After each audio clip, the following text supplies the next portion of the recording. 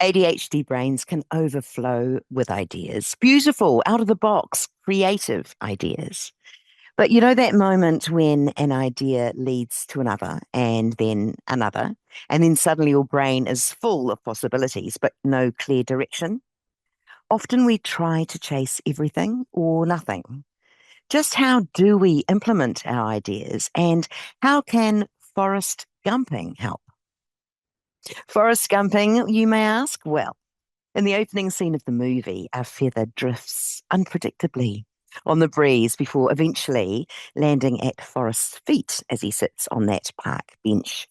Just like a feather, our ideas can float and land too without friction or force.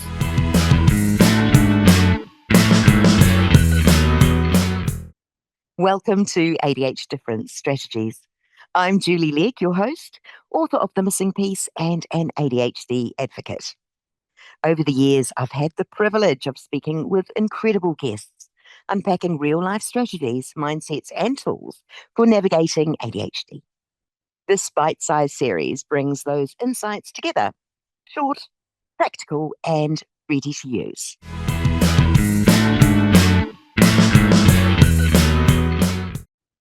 In a conversation I had with Douglas Katz on the ADHDifference podcast, he shared that for years he tried to control everything, control the interruptions, control the ideas, control the way his brain moved. Before we get into the strategy, I'm going to let Douglas explain part of this in his own words. For a while, I really kept everything in and tried to control things. And you probably feel the same way, that when you do that, it's like trying to wrestle like a pit bull, right? It's counter to who you are. Mm. So when I started to understand the whole ADHD thing and inventing, I call it Forrest Gumping, because in the movie where the leaf or the feather, I think it was, floats on the air and sort of you let things go where they go. If you know how to control it, and this is why sometimes I call it a superpower, right? Like ADHD can be terrible and it can be really, really crippling, but it can also be this very fluid, like journey. And so I'll let ideas come and I'll be like, wait a minute. What shifted for Douglas wasn't just understanding ADHD, it was how he responded to it. So instead of forcing ideas in a particular direction, he started letting ideas move. Hence, he calls it forest gumping. Just like the feather, often interpreted as representing fate or chance or the idea of going wherever life takes you. It lands exactly when it should, naturally. No force, no gripping on tightly. But the important part is that he's not letting ideas drift aimlessly. He's letting them drift until something gains momentum.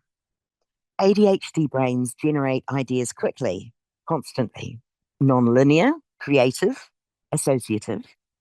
The instinct is usually one of two things: shut the ideas down or act on all of them.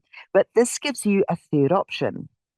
You allow the ideas, you observe them, you give them space. And this matters more than it might seem, because research shows that creativity doesn't always come from forcing a solution.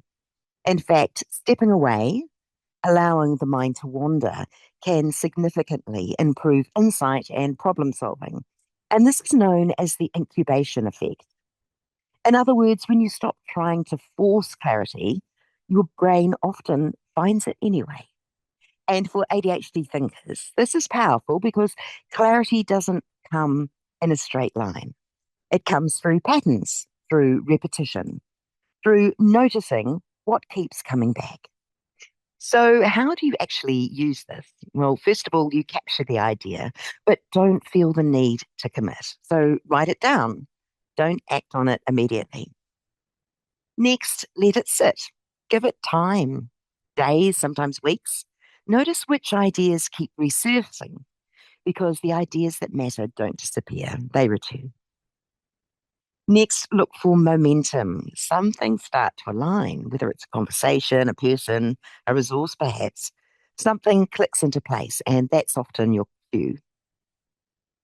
Then Separate hobby energy from business energy because not every idea needs to become something. Some ideas are just for curiosity, for play, for learning. And when you allow that, you actually protect your energy.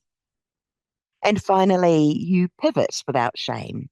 And if an idea doesn't move, that's not failure, it's information. And ADHD brains are incredibly good at pivoting, at adjusting, at shifting direction, but only if we don't attach meaning to letting something go. Because this isn't about being scattered, it's about learning how your brain filters. So you're not trying to reduce ideas, you're learning to recognize which ones matter. And that takes time, it takes space, and it takes trust. You don't need to wrestle your brain into submission, and you don't need to shut down your curiosity to be successful. Sometimes the smartest move is to watch where the wind is taking you and let the ideas float. Be okay not to grab every feather you see floating around you, but notice what returns and move when momentum appears. A big thanks to Douglas Katz for sharing this strategy and for being part of the broader ADHD difference conversation.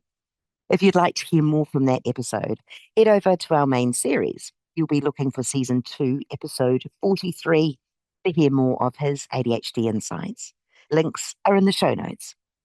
Thanks for tuning in, and for more practical tools for beautifully different brains, hit the subscribe button.